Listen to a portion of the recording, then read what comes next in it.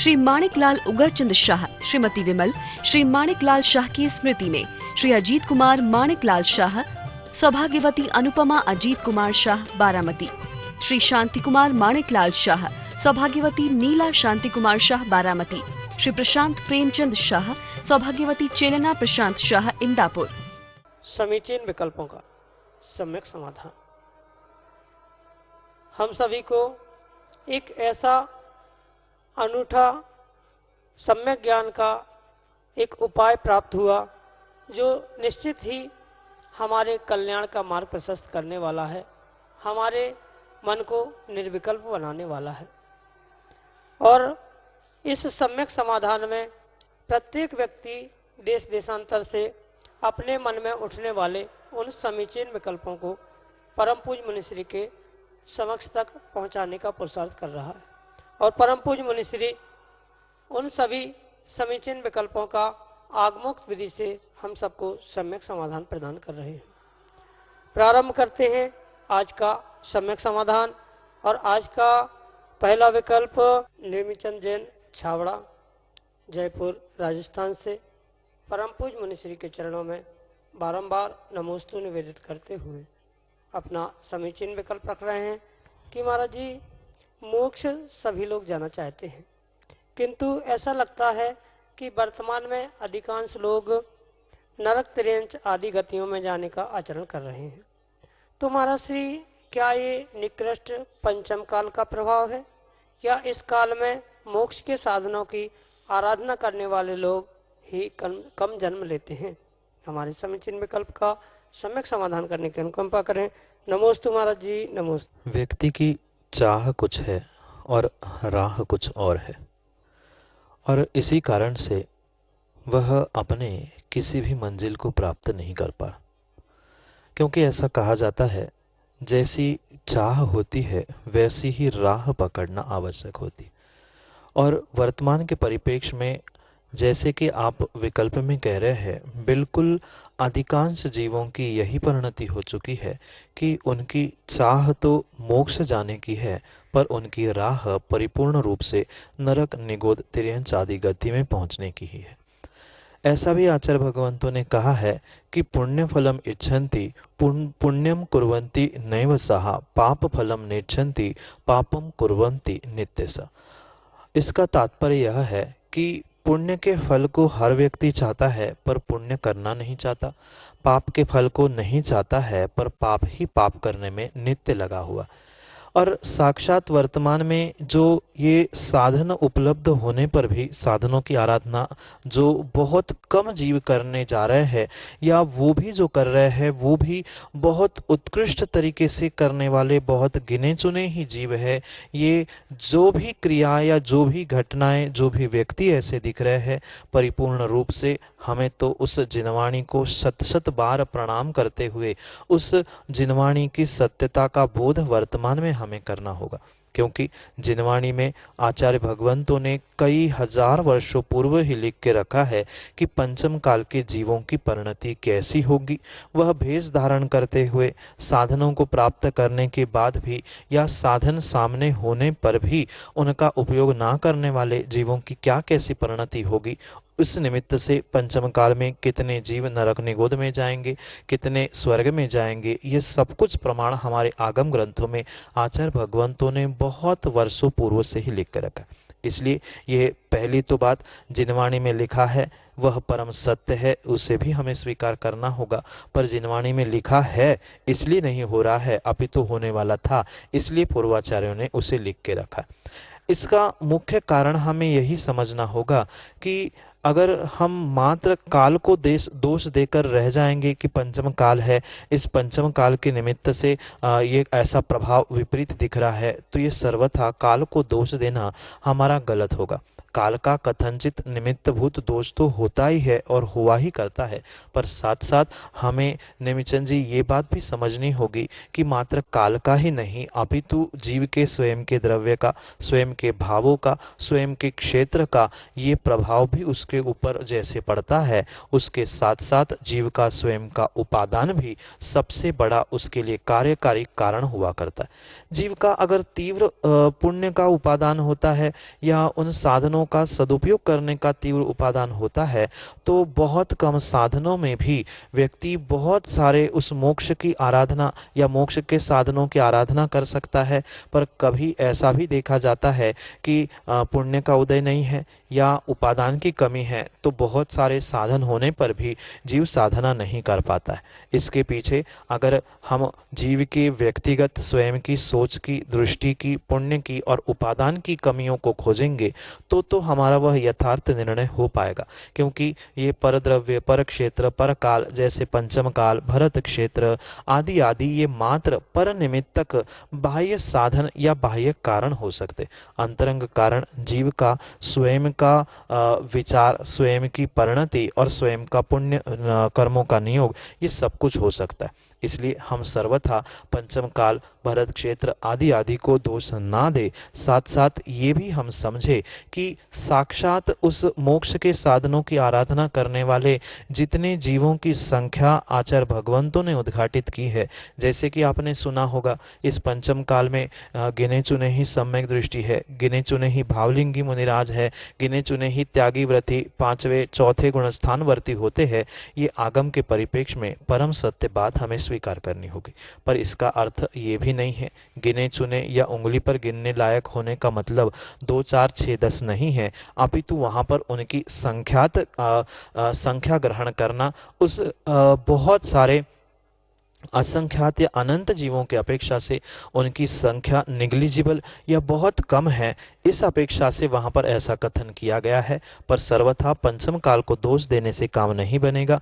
हम उस काल के साथ साथ जीव का स्वयं का उपादान भी समझे, पुण्य पाप की क्रिया आदि का भी परिणमन समझे। इसके कारण से अगर हम चाह और राह इन दोनों का अंतर भी समझेंगे तो हम इस निर्णय पर पहुँचेंगे कि मात्र काल का ही नहीं अपितु जीव के स्वयं का उपादान का भी कार्य वहाँ पर होता है, जिसके कारण से साधन मिलने पर भी साधनों का सदुपयोग जीव नहीं कर पा रहा है। यही आपके लिए सम्यक समाधान। कल्पना शाह बड़ोदरथी से परम पूज्य मुनिश्री के चरणों में बारंबार नमोस्तु निवेदित करते हुए कह रहे हैं कि गुरुवर, मैं एक वर्ष में 250 विधान करती हूँ। मुझे पूजन विधान करते समय बहुत आनंद आता है। कोरोना संक्रमण काल के कारण अभी मंदिर नहीं जा सकते, इसलिए घर पर ही पूजन विधान करते हैं और घर में भी बहुत आनंद आता है। अष्टद्रव्य नैवेद्य बनाकर चढ़ाते हैं। गुरुवर आशीर्वाद दें कि हम हमेशा शुभ भावों से पूजन करते रहें एवं हे गुरुदेव, आप अपनी वाणी में पूजन विधान की महिमा समझाने की कृपा करें, जिससे कि हम अपनी आराधना में, अपनी शुभ क्रिया में अनवरत रूप से लगे रहें। नमोस्तु महाराज जी, नमोस्तु। दानम पूया मुखम सावय धम्मो न सावया तेणविड़ा। बहुत सुंदर गाथा के द्वारा आचार्य कुंद स्वामी श्रावकों के इन कर्तव्यों को समझाते हुए कह रहे हैं कि वही श्रावक है जो प्रतिदिन अपने समय से समय निकालकर दान और पूजा करता है।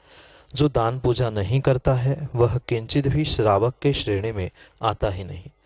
जैसे कि आपको ज्ञात होगा, उस श्रावक के निमित्त से जो षडावश्यक की परिकल्पना या व्याख्या आगम ग्रंथों में प्राप्त होती है, वहाँ भी सबसे पहले आचार्य भगवंत ने अरिहंत की पूजा, निर्ग्रंथ की सेवा, इनको ही स्थान प्रदान किया है।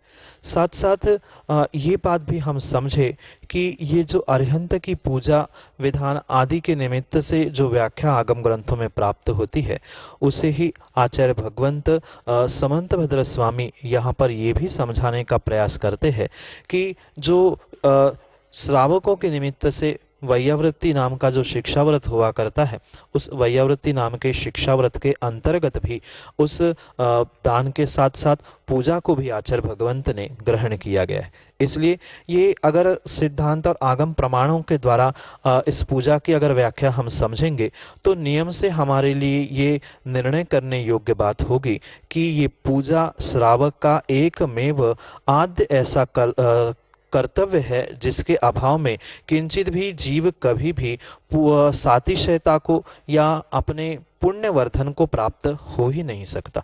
इसलिए इस पूजा विधान अर्चना की इतनी इतनी अचिंत्य महिमा आगम ग्रंथों में वर्णित की गई है कि एक एक का कथानक, एक एक दृष्टांतों के भी बारे में अगर हम समझते रहेंगे तो शायद हमारे लिए घंटों घंटों क्या कई दिन भी कम पड़ जाएंगे।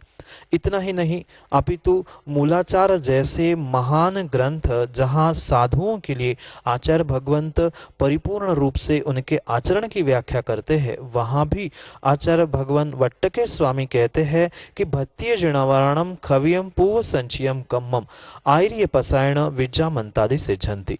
वहाँ पर आचार्य भगवंत मुनियों को भी समझा रहे हैं कि अगर आप अरिहंत की भक्ति करोगे तो पूर्व संचित कर्मों का सहज ही नाश स्वयं उनकी भक्ति करने से होगा। और वास्तव में माँ, अगर आप सच्चे भावों से और पूरे मनोभाव से, मनोयोग से अरिहंत भगवान की पूजा कर रहे हो, विधान कर रहे हो, और उसमें अगर ये विकल्प बिल्कुल भी नहीं है, किसी भी दिखावे का, कोई मायाचारी नहीं है, मात्र वहाँ कोई संख्या की गणना पूर्ण करने की भी भावना नहीं है, अगर वास्तव में क्वांटिटी और क्वालिटी इन सबको देखते हुए, हम क्वांटिटी को गौण करते हुए क्वालिटी में और अपने भावों में अगर वास्तव में सच्चापन लाते हुए भगवान की पूजा, अरिहंत की पूजा विधान आदि कर रहे हैं, तो वास्तव में वह श्रावक मात्र कहने योग्य श्रावक नहीं है, वह पंचम काल के परिप्रेक्ष्य में एक प्रशंसनीय श्रावक की ही कोटि में आएगा।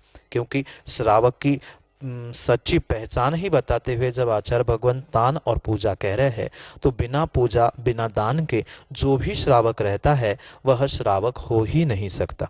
इतना ही नहीं, अपितु उस पूजा का ऐसा महान सातिशय पुण्य प्राप्त करने के लिए एक साधन कहा गया है। क्योंकि ये पक्का मानना, वर्तमान में बहुत सारे ऐसे भ्रमित जीव है जो इन अरिहंत की पूजा करने का ही निषेध करते हैं, उनका अभिषेक करने का ही निषेध करते हैं, पर वे बेचारे स्वयं में अपने पुण्य के अभाव के निमित्त से भ्रमित है, जिसके कारण में वह यथार्थ निर्णय नहीं कर पा रहे। क्योंकि जो भगवान की अष्टद्रव्य से पूजा बताई गई है, उस अष्टद्रव्य से पूजा के पीछे परम एक ही कारण बताया गया है कि हमारे भीतर के लोभ कषाय का उपशमन हो जाए। अगर हमारे भीतर की लोभ कषाय का उपशमन नहीं हो पा रहा है तो हमारा वह पूजा करने का कोई भी सार्थक नहीं होता।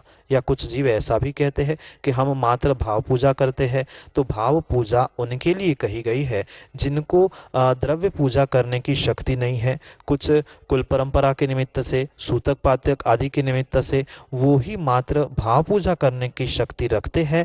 अन्य सभी श्रावकों के लिए अष्टद्रव्य से परिपूर्ण रूप से पूजा करने की व्याख्या आगम ग्रंथों में प्राप्त होती है। और उसके ही विषय में पूजा क्यों, कैसी, अष्टद्रव्य किन कारणों से चढ़ाए जाते हैं, इसके विषय में विस्तार से व वासपूज्य भगवान की स्तुति में 2-3 वर्ष पूर्व में मड़ावरा चतुर्मास में इसके विषय में बहुत विस्तार से प्रवचन हुए। उसमें वासपूज्य भगवान की स्तुति में इसका बहुत बृहद स्तर से व्याख्यान है। शायद आपको YouTube के माध्यम से उसे सुनने का मौका मिल जाएगा। वहाँ एक एक द्रव्य, अक्षत क्यों, जल चंदन कैसे, क्या भावों से चढ़ाना है, माँ अगर इन भावों को समझकर सुनकर आप अपनी पूजा विधान करने लग जाओगे तो आपको और भी बहुत आनंद आता रहेगा। इसलिए उन कारणों को, तर्कों को समझकर अष्टद्रव्य क्या, कैसे होते हैं, क्यों होते हैं, उनको भी समझे। साथ साथ ये भी बात हम ध्यान में रखें कि जितने हमारे गदगद और आनंदित भाव होंगे उतना ही हमें उस द्रव्य चढ़ाने का, पूजा विधान करने का विशेष फल भी मिलेगा। आचार्य भगवान समंतभद्र स्वामी वैयावृत्ति व्रत के अंतर्गत इस अरहत पूजा की महिमा कहते हुए कह रहे हैं कि देवादिदेव चरणे परिहरणम सर्व दुख निर्हरणम कामदुही कामदाहिनी परिचिदुनिया दाद्रते नित्यम। अर्थात वे बार बार यहाँ समझा रहे हैं कि कामदुही कामदायिनी, इस ब्रह्मांड में, इस संसार में, इस पंचम काल में, इस कोटे काल में अगर कामदुही कामदायिनी यानी इच्छा की, इच्छित फलों की पूर्ति करने वाला अगर कोई साधन है तो वह अरिहंत पूजा है। अगर इस संसार में वासनाओं से, विषयों से दूर करने वाला कोई है तो उसका नाम यह अरहत की पूजा है। अगले विकल्प के लिए मुजफ्फरनगर उत्तर प्रदेश से श्रीमती सरोज जैन, अपने ऑडियो मैसेज के साथ हमारे सामने। महाराज जी को मेरा 3 बार नमोस्तु नमोस्तु नमोस्तु। मेरा नाम सरोज है, मैं मुजफ्फरनगर से बोल रही हूँ। महाराज जी, मेरा विकल्प है कि जहाँ पूजा घर में मेरे शास्त्र व जिनवानी विराजमान है, वहाँ पर जैन धर्म यानी महावीर भगवान के भी फोटो भी हैं तथा अन्य देवी देवताओं के फोटो भी हैं। अगर मैं उन्हें हटाती हूँ तो बच्चों को बुरा लगेगा, इसलिए मैं चुप हूँ। तो मुझे क्या करना चाहिए? नमस्ते महाराज जी। माँ सम्यक दृष्टि श्रावक को ऐसा कार्य करना चाहिए जिसके द्वारा हमारे सम्यक्त में दोष भी नहीं लगे और हमारी ऐसी क्रिया से किसी जीव के भावों की, किसी जीव के द्रव्य की भी हिंसा नहीं हो। ऐसा ही कार्य एक सच्चे सम्यक दृष्टि और श्रद्धावान श्रावक को करना होगा। ये परम सत्य है कि आपके कोई ऐसा कदम उठाने से आपके घर परिवार का वातावरण जो संतुलित चल रहा था वह बिगड़ सकता है।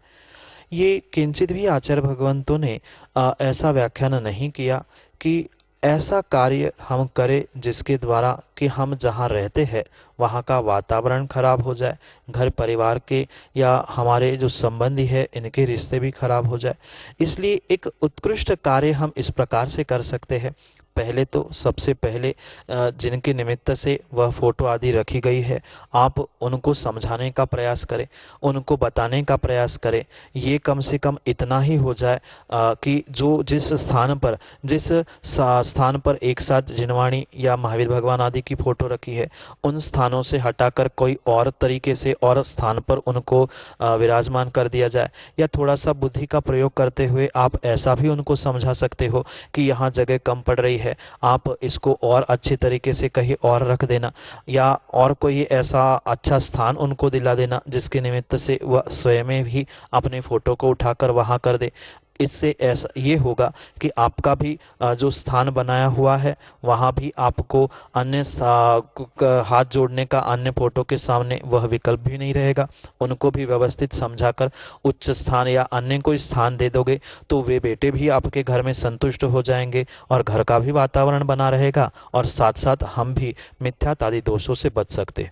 पर यह विवेकपूर्वक और सोच समझकर क्रिया करने की आवश्यकता है। आप गुस्से में आकर या एकदम से आपे से बाहर होकर कुछ बात करोगे तो आपका ही काम बिगड़ जाएगा। उनको पुचकार कर समझाकर प्रयास यही करना, अन्य स्थान, क्योंकि यहाँ स्थान छोटा है या कुछ ऐसा कार्य करते हुए, ऐसा बहाना बनाते हुए आप उसको अन्य स्थानों में रखने के लिए या और बड़ा करके और अन्य स्थानों पर रखने की आदि आदि आप संयोजना बना के अगर कार्य को कार्यान्वित करोगे तो नियम से आप भी मिथ्यात्व के दोष से बचोगे और उनको भी बुरा नहीं लगेगा। ऐसे शब्दों का, ऐसे क्रियाओं का आप प्रयोग करते हुए अपने विवेक से ऐसा कार्य करें, क्योंकि सच्चा सम्यक दृष्टि किसी को पीड़ा कष्ट पहुंचाने का भी काम नहीं करता, पर वह कभी मिथ्यात्व के सामने भी हाथ नहीं जोड़ता। यह परम सत्य जानते मानते हुए आप ऐसा विवेक का कार्य करें जिससे आपके सम्यक्त में भी क्षति ना हो और सामने वाले के परिणाम भी ना खराब हो। यही आपके लिए सम्यक समाधान। सबाई संगई शीलचंद जैन,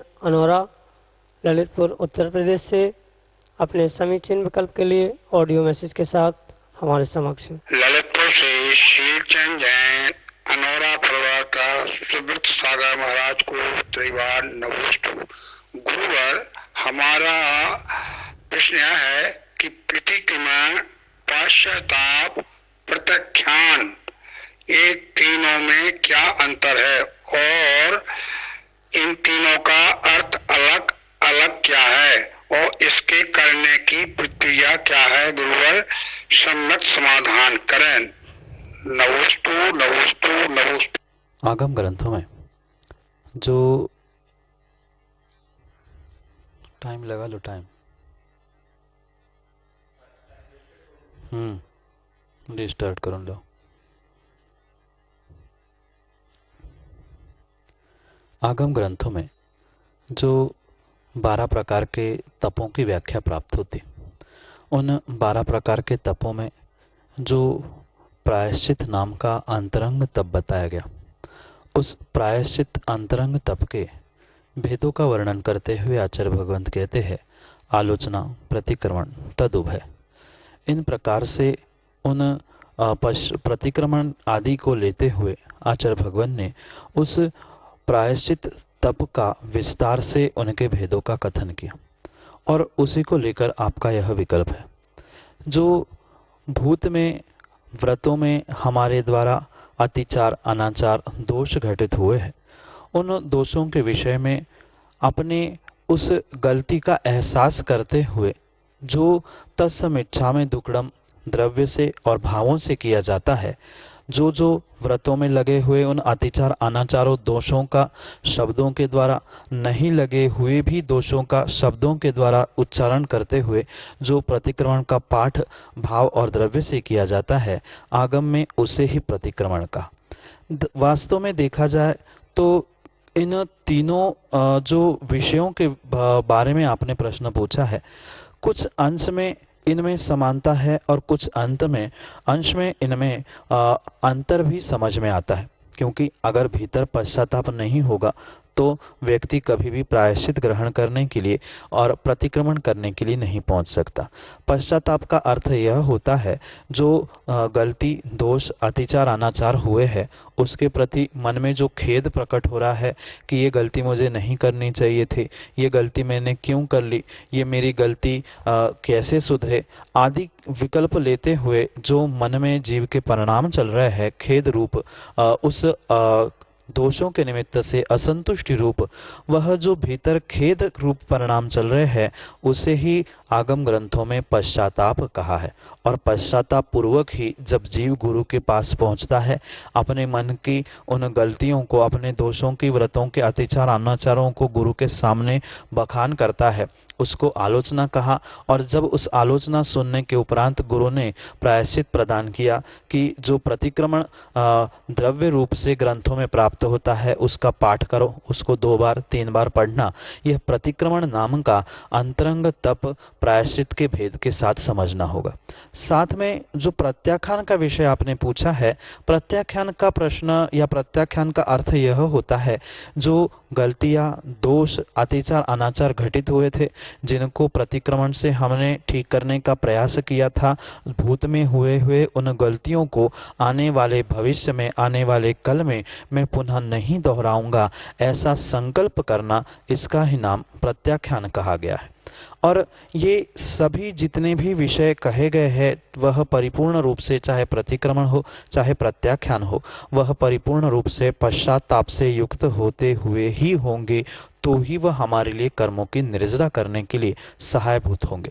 इन सभी प्रकार से ये अगर तीनों में समानता हमें खोजनी है तो तीनों के द्वारा कर्मों की निर्जरा की जाती है, पर पुनः उन तीनों को कथनचित कुछ भेदता से या बाह्य क्रियाओं के निमित्त से उनको अगर समझेंगे तो उनमें थोड़ा सा अंतर जरूर दिखता है, क्योंकि प्रक्रिया के भी विषय में, उन क्रियाओं के भी विषय में आपने पूछा है। वह प्रतिक्रमण जो ग्रंथों में श्रावक के निमित्त से या मुनियों के निमित्त से लिखा हुआ है, उन प्रतिक्रमण पाठ को द्रव्य से यानी जैसे शब्द लिखे वैसे पढ़ना, उन्हीं शब्दों का अर्थ समझते हुए वैसे भाव भी करना। तत्समिच्छामि दुक्कडम यानी मेरी यह गलती मिथ्या हो, मैं पुनः उस गलती को नहीं दोहराऊंगा, यह प्रत्याख्यान हुआ। और जो गलती हुई हो वह मेरी मिथ्या हो, यह मेरा प्रतिक्रमण हुआ। और ये दोनों पुनः मैं कहना चाहता हूँ पश्चाताप पूर्वक होंगे तो ही वह कार्यकारी होंगे, अन्यथा नहीं होंगे। इसलिए प्रतिक्रमण की प्रक्रिया तो बिल्कुल जैसे प्रतिदिन आप प्रतिक्रमण को करते हैं तो उस प्रतिक्रमण के बराबर जो श्रावक या साधु पढ़ते हैं उसे ही वह प्रतिक्रमण पढ़ना प्रतिक्रमण की क्रिया हो गई। मन में जो भावों की परिणति चल रही थी वह हमारी भावों की परिणति ही पश्चाताप रूप प्रक्रिया हो गई। और जो उन भावों के साथ साथ आगामी भावों को यानी आगामी उन पापों को, आगामी उन गलतियों को मैं नहीं दोहराऊंगा आने वाले काल में, यह जो मेरा मन का भीतर का चिंतन चल रहा था, जो भीतर का मेरा संकल्प चल रहा था, नियम लेना चल रहा था, उसे ही प्रत्याख्यान कहा है। इसलिए कहने के लिए वह तीनों के तीनों भी जीव के उन गलतियों के संदर्भ से ही संदर्भित होने के कारण से उन्हें समान भी कह सकते हैं, पर तीनों की प्रक्रिया भिन्न भिन्न होने से उनमें कथनचित थोड़ा सा अंतर भी देखा जाता है। इसलिए जो पश्चाताप पूर्वक यानी मन में खेद करके कि यह मैंने गलती की है, मुझे नहीं करना था, ऐसा सोचते हुए जो गलती हुई है उन गलतियों को ये सोचकर ये निर्णय करते हुए प्रतिक्रमण करना कि ये गलतियां जो मैंने की है वह मेरी गलतियां दूर हो जाए, उससे मुझे मुक्ति मिल जाए, तत्समय क्षामय दुक्कडम करते हुए उन पाठ को पढ़ते हुए भावों को करना। पश्चाताप के साथ यह प्रतिक्रमण हुआ और उन्हीं भोगों को या उन्हीं गलतियों को मैं आने वाले समय में वो नहीं दोहराऊंगा, ऐसा जो परिणति चल रही थी उसे ही प्रत्याख्यान कहते हैं। और इसी प्रकार से इन तीनों शब्दों का भी आगम ग्रंथों में अर्थ आचार्य भगवंतों ने उनकी प्रक्रिया, उनका अंतर इसी प्रकार से समझाया है, जो कि आपके लिए संक्षेप से सम्यक समाधान से। जय जिन बंधु, समीचीन विकल्पों का सम्यक समाधान इस कार्यक्रम में हम सब लाभ ले रहे थे मुनिश्रियों के मुखारविंद से सम्यक समाधान का। सुविशुद्ध ज्ञान धारा इस प्रतियोगिता के जो तीन क्वेश्चंस थे वो आपको इस कार्यक्रम में अभी आपने देखे होंगे। इसके जवाब आपको शाम को 6:15 तक हमारे व्हाट्सएप नंबर 8707548811 के माध्यम से हम तक पहुंचाने हैं। शाम को 6:45 पे आचार्य भक्ति का लाइव प्रोग्राम आता है यूट्यूब एवं फेसबुक पे। आप उसके माध्यम से हम लोग लकी विजेताओं का चुनाव करेंगे। उस कार्यक्रम के दौरान ही आपको पता चलेगा कि आपके जो जवाब है वो सही है या नहीं है, और जिसके सवाल सही है उसमें से कौन लकी विजेता बनेगा। इस कोविड महामारी के बीच में आपको घर बैठे ज्ञान एवं इनाम मिलाने का या मिलने का यह स्वर्ण मौका है। जी हाँ, मैं मुनिश्री के चरणों में यहीं से नमोस्तु करता हूँ एवं आज के कार्यक्रम को यही विराम देता हूँ। नमोस्तु नमोस्तु नमो। श्री माणिकलाल उगरचंद शाह, श्रीमती विमल, श्री माणिकलाल शाह की स्मृति में श्री अजीत कुमार माणिकलाल शाह, सौभाग्यवती अनुपमा अजीत कुमार शाह बारामती, श्री शांति कुमार माणिकलाल शाह, सौभाग्यवती नीला शांति कुमार शाह बारामती, श्री प्रशांत प्रेमचंद शाह, सौभाग्यवती चेलना प्रशांत शाह इंदापुर,